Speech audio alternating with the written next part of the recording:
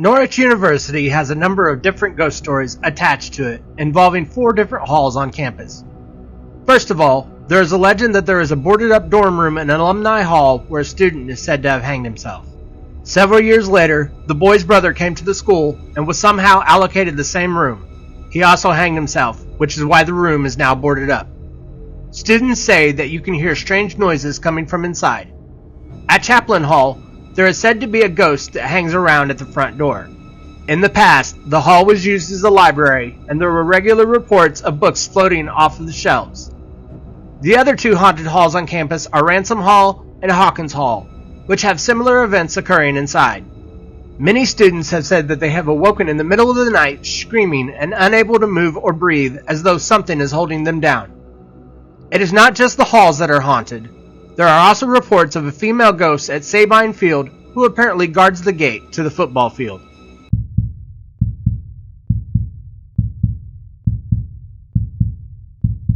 The town of West Castleton on Lake Bomoseen has been abandoned since the 1930s.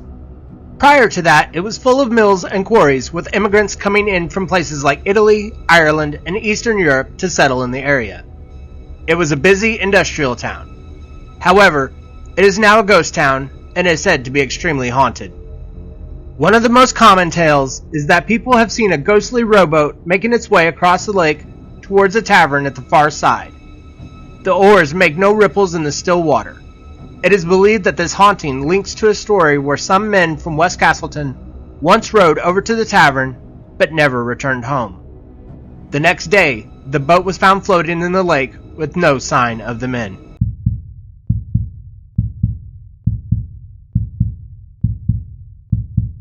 The University of Vermont is the largest higher education institute in Vermont. It was established in 1791 and was the 5th university founded across New England. The school welcomes thousands of students every year, but it seems as though many of them never actually leave. Over the years, many homes were bought and absorbed into the campus. One of these properties is the Counseling Center, which was once the home of Captain John Knabb. The staff say that he is still there and makes himself known by knocking over buckets and slamming doors and windows. Similarly, the nearby Public Relations building is said to be haunted by its former owner, John E. Booth, who makes various banging noises all over the house. The most haunted house on the campus is said to be the Bittersweet House, where many people have reported seeing full-body apparitions. It is believed that the ghost there is Margaret Smith, who was widowed at a young age and spent the rest of her life as a recluse until she died in the house in 1961. Not all of the ghosts at University of Vermont are former residents. There is a far more tragic spirit in the Converse Resident Hall. In 1920, a young med student called Henry committed suicide in the building and is still there, manifesting himself in the form of poltergeist activity. The school is said to have more haunted buildings on campus than anywhere else in the state of Vermont, making it one of the most haunted places in Vermont.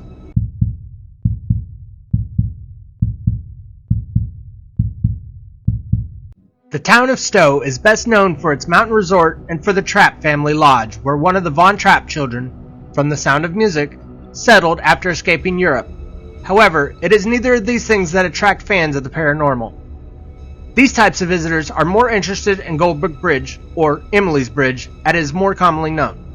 It is said to be one of the most haunted locations in Vermont, haunted by the spirit of a broken-hearted woman named Emily.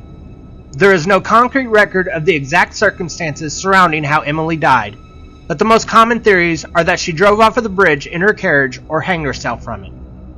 Whatever the cause of her death was, it is said that visitors to the bridge get scratches on their cars and even report being grabbed or scratched themselves. The spirit seems particularly hostile to males crossing the bridge, which many say is due to the fact that Emily killed herself after being jilted by her true love.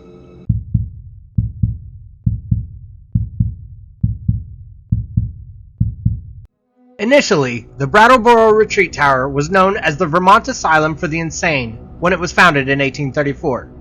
It is still in use as a treatment center for mental health patients. There are now 58 buildings scattered over 1,000 acres of land.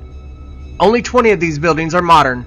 The remainder were built in between 1838 and 1938. One particular building, Retreat Tower, is now abandoned and closed off, but it was built around 1887 by patients at the asylum. At the time, it was believed that physical labor would improve their mental health. However, shortly after it was built, it had to be closed because of the large number of patients who jumped to their death. Now it is said to be one of the most haunted buildings in Vermont, and people often report seeing figures jumping from the tower but vanishing before they hit the ground.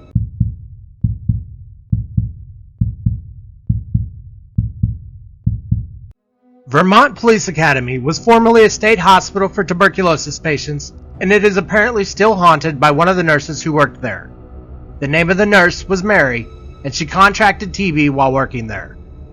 The old call buttons are still in the recruits' room, and if they are pushed, then the ghost of Nurse Mary will stop by to check on them during the night.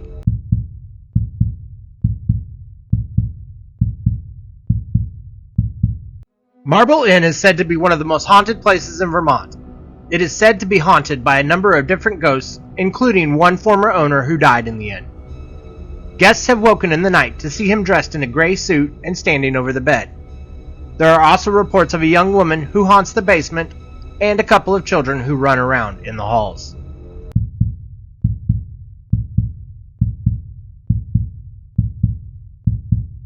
The Shelburne Museum covers 45 acres, and rather than being a single building, it is a vast complex that is made up of 39 historic buildings, most of which were relocated there from other locations. It is a rare glimpse of New England's history, and there is an impressive collection of rare works of art and antique dolls. It is also said to be one of the most haunted places in Vermont. One building which seems to be something of a focal point for the paranormal activity is the Dutton House, which was originally built in 1782 and was moved to the museum in 1950. Lots of the museum employees have had strange things happen in the house, including seeing apparitions of an old man and hearing a child crying in the shadows. During off-season, many of the maintenance staff have gotten a scare and say that there are odd noises that come from the empty building.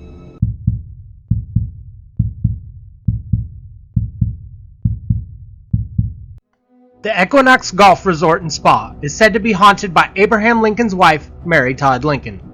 The resort was built in 1769, and she is said to have visited the hotel in 1865. Several people have reported seeing her apparition appearing and quickly vanishing again, sometimes with one of her children in tow.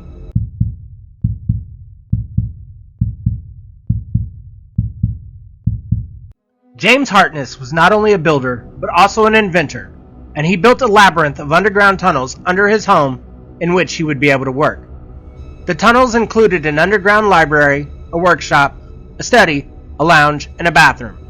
Some say that Mr. Hartness is still down there inventing things, even after his death, since there are a number of odd things going on in the house. Things disappear, only to show up elsewhere, and the electricity goes on and off for no apparent reason. Thank you for making your way through the video. If you like this video, hit that like and subscribe button, and give me your thoughts in the comments down below. And as always, until next time.